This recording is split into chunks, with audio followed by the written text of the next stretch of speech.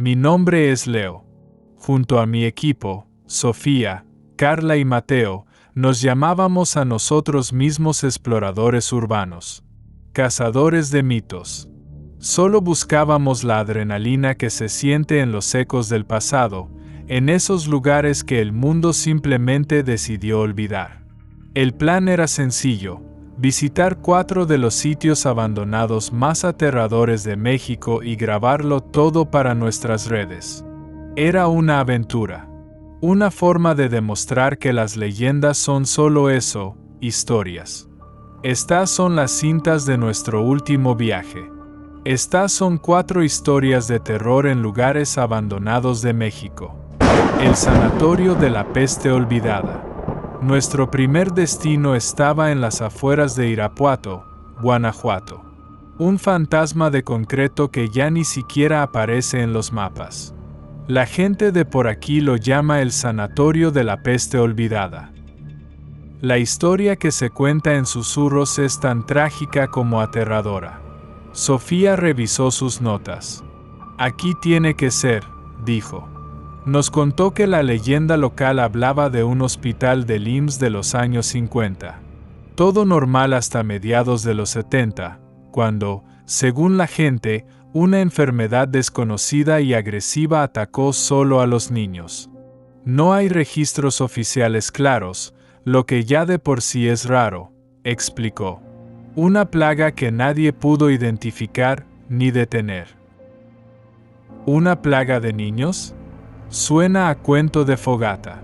¿Qué tan fiable es eso?, preguntó Mateo, siempre el escéptico. Es folclore, Mateo, respondió Sofía, pero el folclore siempre nace de una verdad. Dicen que la tasa de mortalidad fue del 100%. La histeria fue tal que el gobierno, para contener el pánico, supuestamente clausuró el hospital de la noche a la mañana. La parte más oscura de la leyenda dice que soldaron las puertas del ala pediátrica, con los últimos niños enfermos y algunas enfermeras todavía adentro, para que la enfermedad muriera con ellos. Carla sonrió, con esa emoción temeraria que la caracterizaba. Perfecto. Empezamos fuerte. ¿Ustedes creen que de verdad esté sellado el pabellón infantil? Porque si es así, ya saben quién va a ser la primera en intentar entrar. Tranquila, Carla, le dije. Primero lo de siempre, evaluamos el terreno. Mateo, prepara los aparatos. Quiero lecturas base antes de poner un pie adentro.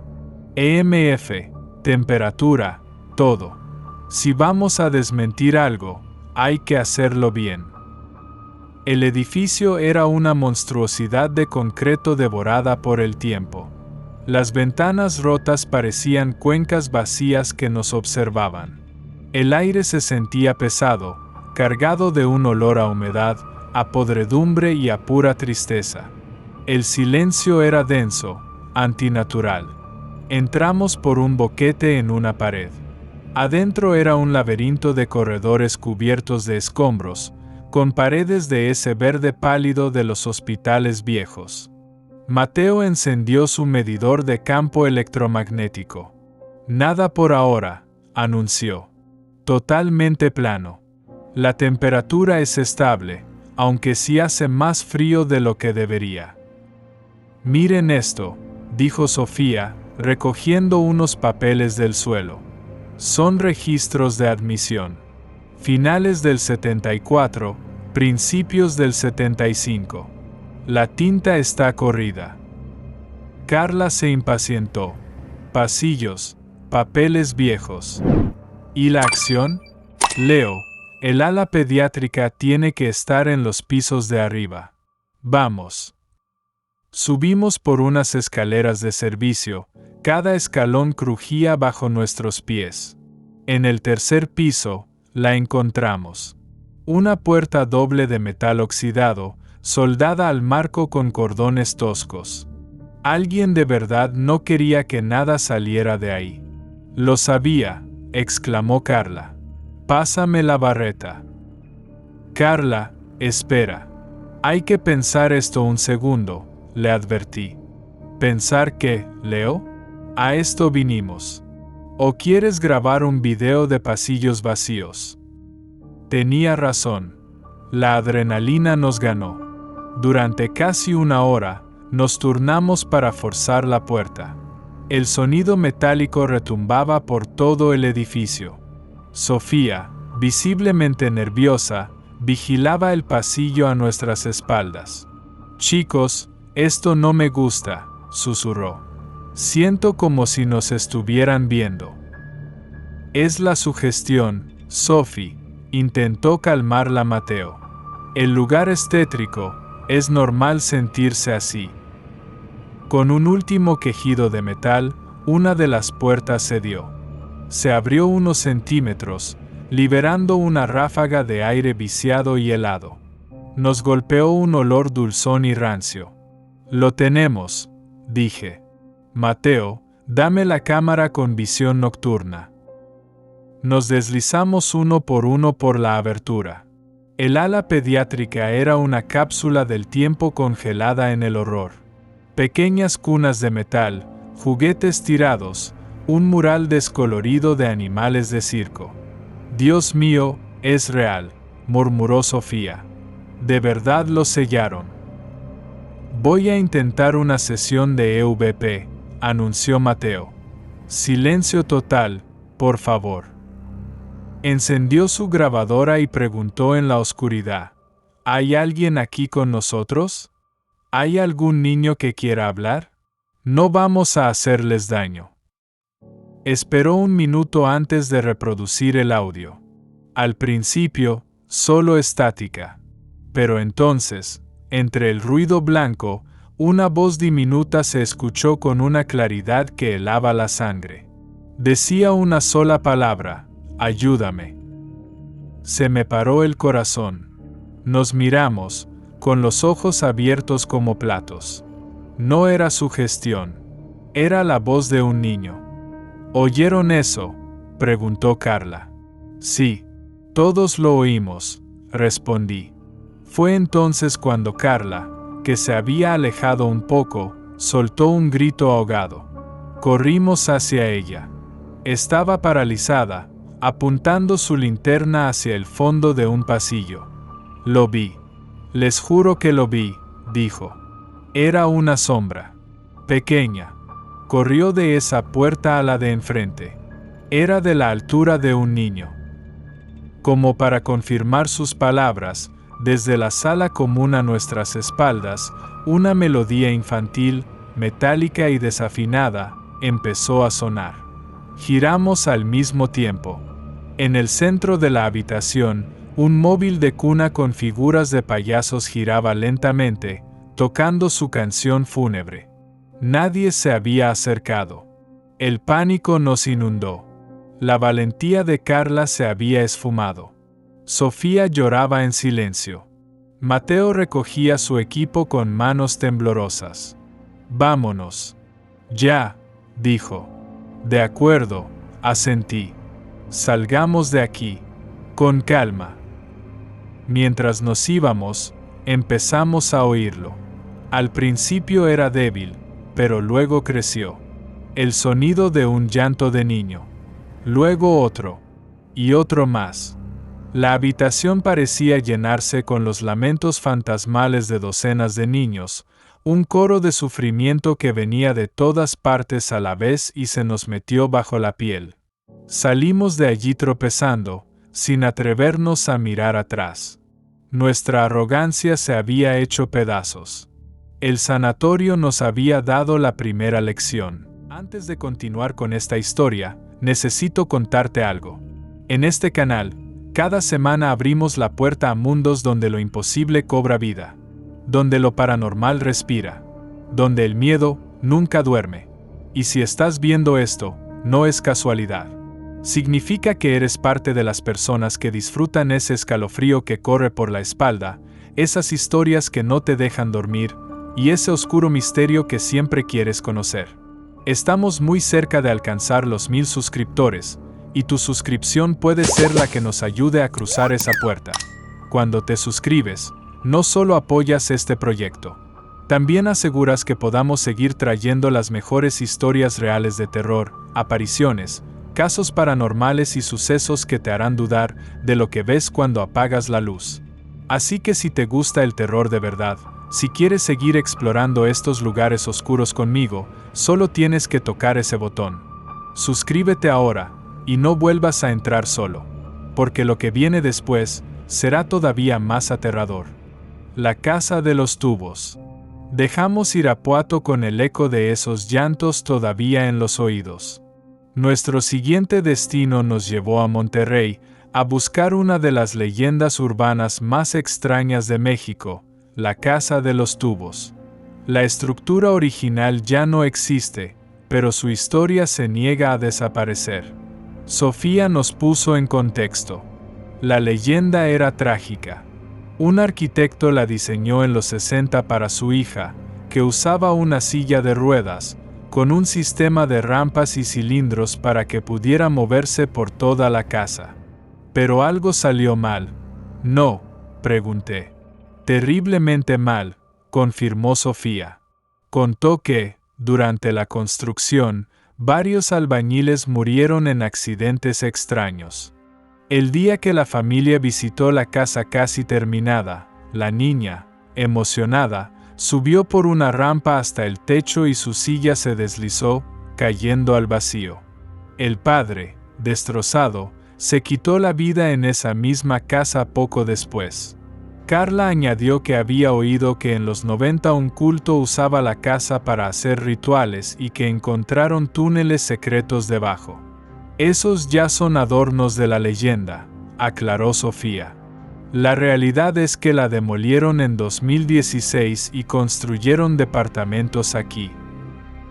Entonces, ¿qué hacemos aquí? ¿Grabar un edificio de lujo?, preguntó Mateo. No exactamente, le expliqué. Buscando en foros de exploradores urbanos, encontré a un tipo que juraba que una pequeña parte de los túneles de la base quedó intacta. Decía que se podía entrar por una alcantarilla en el perímetro del nuevo terreno. Ahora sí estamos hablando, dijo Carla, recuperando su entusiasmo. Nos tomó casi 2 horas encontrarla, escondiéndonos de los guardias. Una pesada rejilla de hierro oculta entre arbustos. Entre los 4, logramos levantarla. Un soplo de aire frío y estancado salió de la abertura. Bajamos uno por uno. Era un laberinto de túneles y pasillos curvos. La acústica era un infierno.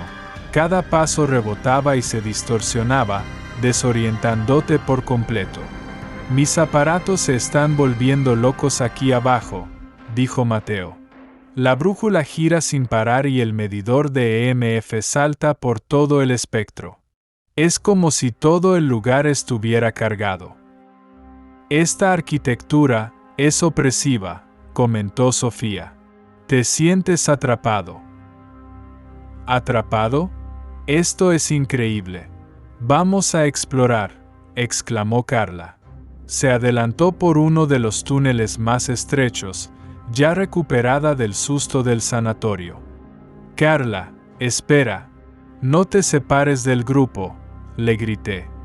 No sean aburridos, nos respondió su voz, rebotando por los túneles. Quiero ver a dónde lleva esto. La seguimos, pero la perdimos de vista muy rápido. Solo veíamos el haz de su linterna más adelante, hasta que parpadeó 3 veces y se apagó. Silencio total. Carla, Carla, grité, sin más respuesta que el eco de mi propia voz. Empezamos a correr, gritando su nombre. La encontramos sentada en el suelo, en completa oscuridad, con la espalda pegada a la pared curva. Estaba temblando. Le apunté con mi linterna. Estaba pálida, con un terror en los ojos que nunca le había visto. ¿Estás bien? ¿Qué pasó?, le pregunté. Con la voz rota, nos contó. Mi linterna se apagó de golpe. Y entonces, lo sentí. Sentí unas manos, pequeñas. Me empujaban hacia abajo. Intenté levantarme y no podía. Y oí una voz. Justo en mi oído. Una niña. ¿Qué te dijo, Carla?, preguntó Sofía. Carla empezó a sollozar. Dijo, no puedes salir. Justo en ese instante, una corriente de aire helado recorrió el túnel y la temperatura cayó en picado. Podíamos ver nuestro propio aliento. Mateo, que había estado filmando, bajó la cámara. Tenemos que sacarla de aquí, dijo. Levantamos a Carla. Mientras la ayudábamos a retroceder, escuchamos un sonido que nos paralizó, el ruido de una pequeña rueda de goma, rodando lentamente sobre el concreto, en algún lugar delante de nosotros, en la oscuridad. El sonido de una silla de ruedas. No esperamos. Prácticamente arrastramos a Carla hasta la salida. Afuera, en el aire fresco de la noche, me di cuenta de que algo se había roto en el grupo. Ya no éramos un equipo. Éramos 4 personas asustadas. La ex hacienda de Chautla. Después de Monterrey, discutimos. Carla quería volver a casa y Mateo estaba de acuerdo. Pero Sofía y yo insistimos. Ya estábamos demasiado metidos.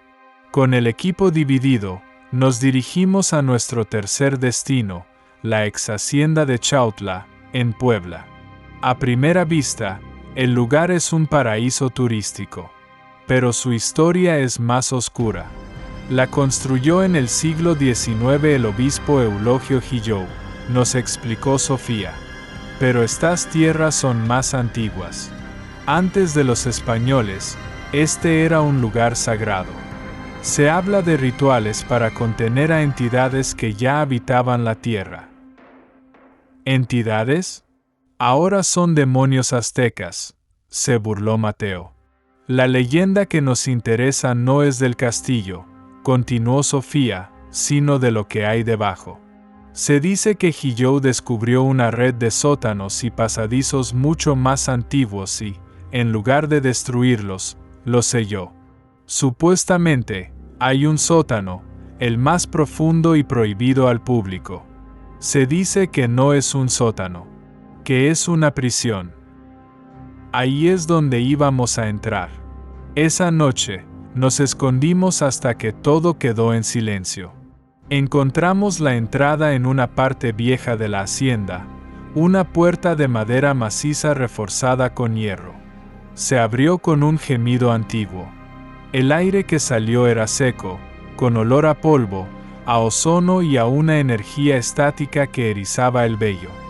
Bajamos por unas escaleras de piedra. Las paredes eran de una roca volcánica oscura, cubiertas de símbolos primitivos, espirales, figuras con demasiadas extremidades. Este lugar se siente mal, susurró Carla, sus primeras palabras en horas. Como el aire antes de una tormenta. Mi cámara térmica está captando algo, dijo Mateo. Hay un punto frío enorme en el centro del cuarto. Unos 5 grados por debajo del ambiente. Y se está moviendo. Apunté la linterna hacia donde decía. No se veía nada, pero podía sentirlo. Una pesadez que dificultaba respirar, la sensación de estar ante algo que había esperado en la oscuridad por siglos. Los símbolos, dijo Sofía, examinándolos. Creo que describen algo.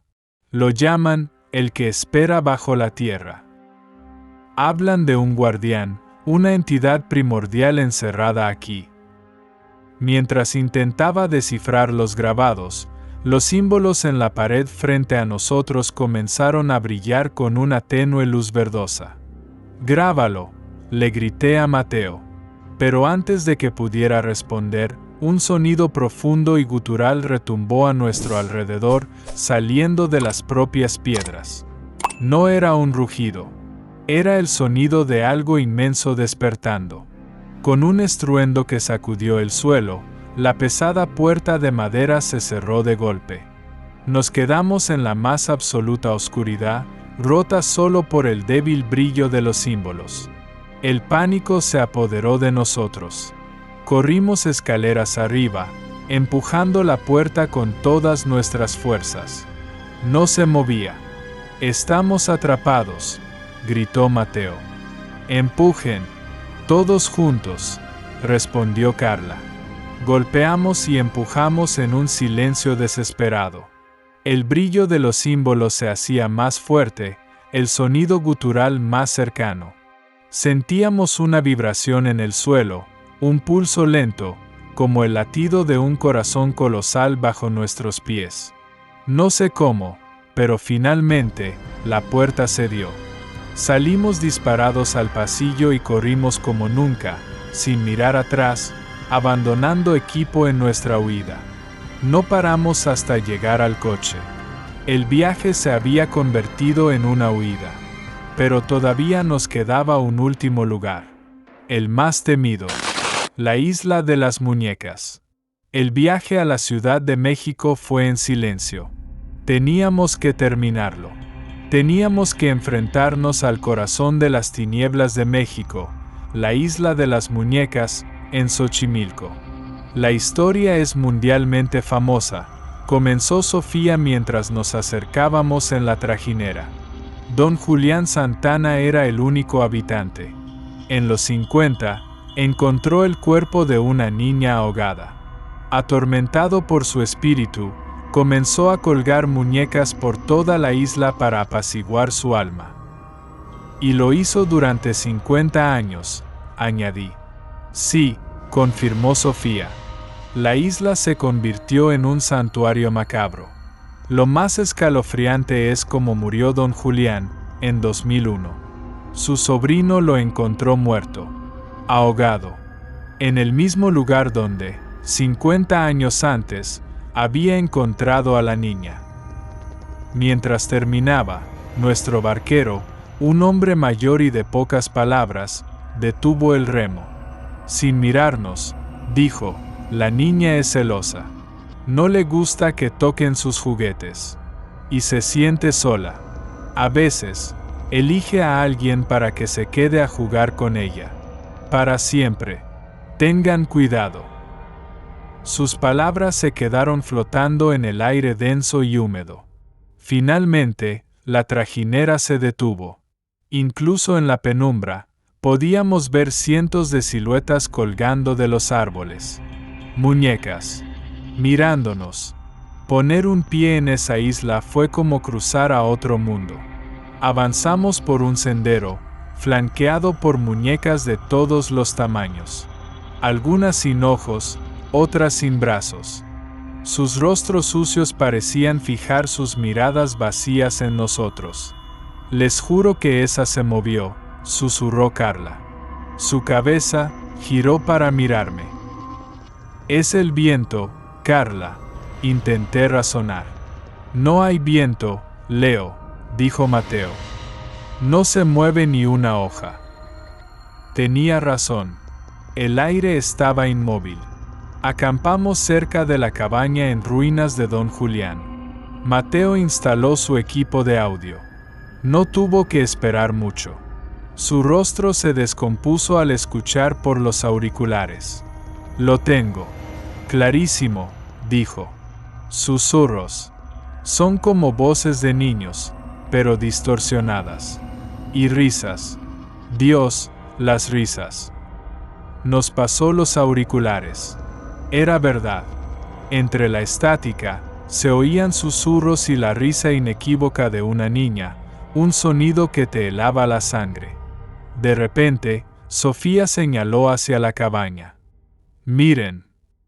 Una de las muñecas más grandes, colgada en el porche, se estaba meciendo violentamente, como si una mano invisible la empujara con furia. Las demás estaban quietas. «Recojan todo», ordené, el terror me tenía paralizado. «Nos vamos. Ahora mismo». Se acabó. Pero cuando nos dimos la vuelta para ir a la orilla, la trajinera ya no estaba. El barquero se había ido. Estábamos atrapados. El pánico se volvió histeria. Carla gritaba. Sofía intentaba llamar por teléfono, sin señal. Fue entonces cuando cometimos nuestro último y fatal error, regresar al pequeño muelle improvisado, el lugar exacto donde la niña y don Julián se ahogaron. El agua estaba negra y quieta como un espejo. Tal vez si le ofrecemos algo, dijo Mateo, desesperado. Se arrodilló en el borde, recogió una pequeña muñeca de porcelana que había caído cerca. Esto es para ti, dijo, inclinándose hacia el agua. Te la damos. Por favor, déjanos ir. Se inclinó para dejar la muñeca en el agua. Y fue entonces cuando sucedió. El agua negra frente a él comenzó a burbujear violentamente. De las profundidades, una mano emergió. Pequeña, pálida. Antes de que pudiéramos reaccionar, la mano se aferró a la muñeca de Mateo y, con una fuerza imposible, lo arrastró hacia el canal. Hubo un grito ahogado. Un chapoteo. Mateo luchó un segundo, su rostro una máscara de terror. Vimos sus manos agitarse en la superficie, tratando de aferrarse a algo.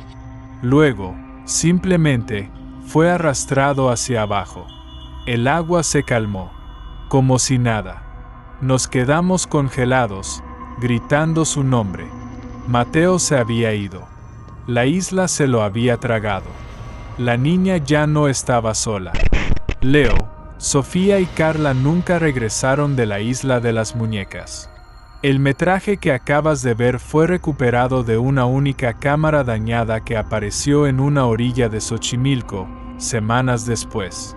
Las autoridades realizaron una búsqueda, pero los cuerpos nunca fueron encontrados. Oficialmente, siguen desaparecidos. Los locales, sin embargo, susurran una historia diferente. Dicen que en las noches sin luna, si escuchas con atención, a veces puedes ver 3 muñecas nuevas colgando de los árboles. Muñecas que se parecen extrañamente a los exploradores que se atrevieron a despertar a los que duermen en el agua. ¿Te atreverías a buscar la verdad? ¿O le creerías a la leyenda?